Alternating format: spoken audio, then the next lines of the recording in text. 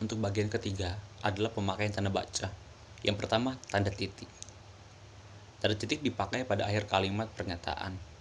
Sebagai contoh, ayah pergi ke pasar. Setelah pasar digunakan tanda titik untuk mengakhiri kalimat. Dan tanda titik juga dipakai untuk menyatakan sebuah bagan, ikhtisar, ataupun daftar. Sebagai contoh, 1 titik nama panggilan. Lalu seterusnya di bawah adalah penjelasan daftar atau ikhtisarnya. Yang kedua, ada tanda koma. Tanda koma dipakai di antara unsur-unsur dalam suatu pemerincian atau pembilangan.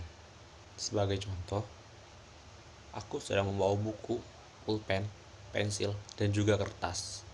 Di setiap objek diberi tanda koma sebagai pembatas.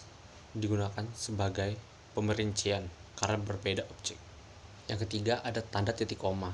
Tanda titik koma dapat dipakai sebagai pengganti kata penghubung untuk memisahkan kalimat setara yang satu dari kalimat setara yang lain dalam kalimat majemuk.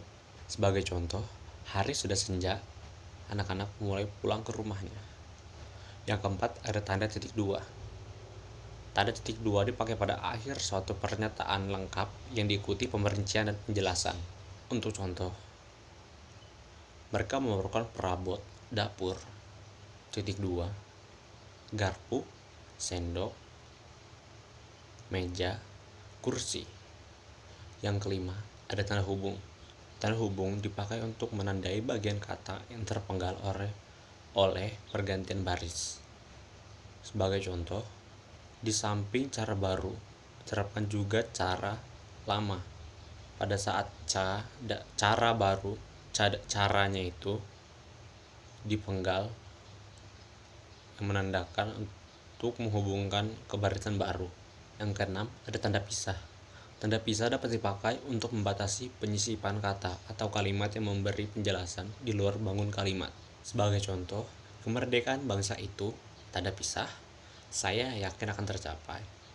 Tanda pisah lagi, diperjuangkan oleh bangsa itu sendiri. Yang ketujuh, ada tanda tanya. Tanda tanya dipakai pada akhir kalimat tanya.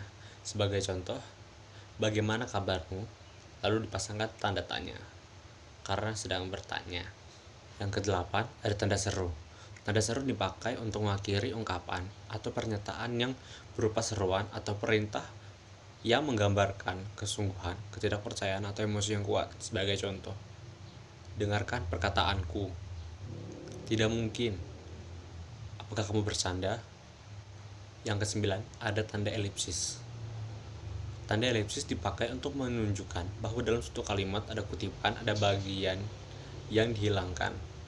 Biasanya tanda elipsis digunakan untuk soal. Sebagai contoh, isi dari Undang-Undang 1945 yang langsung berhubungan dengan ketuhanan adalah titik-titik-titik. Yang ke-10, ada tanda petik.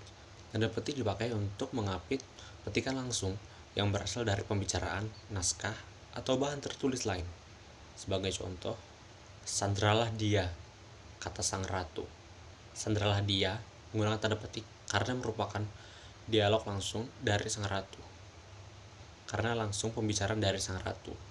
11. Ada tanda petik tunggal.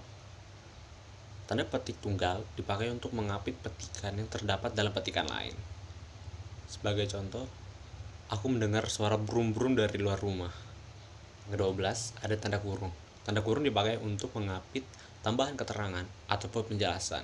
Sebagai contoh, saya memperpanjang surat izin mengemudi, tanda kurung, SIM. Yang ke-13, ada tanda kurung siku, dipakai untuk mengapit huruf, kata, atau kelompok kata sebagai koreksi atau tambahan atas kesalahan atau kekurangan di dalam naskah yang asli yang ditulis orang. Sang pendekar mendengar dipasangkan kurung siku, bunyi gemerisik. Sang pendekar mendengar bunyi gemerisik.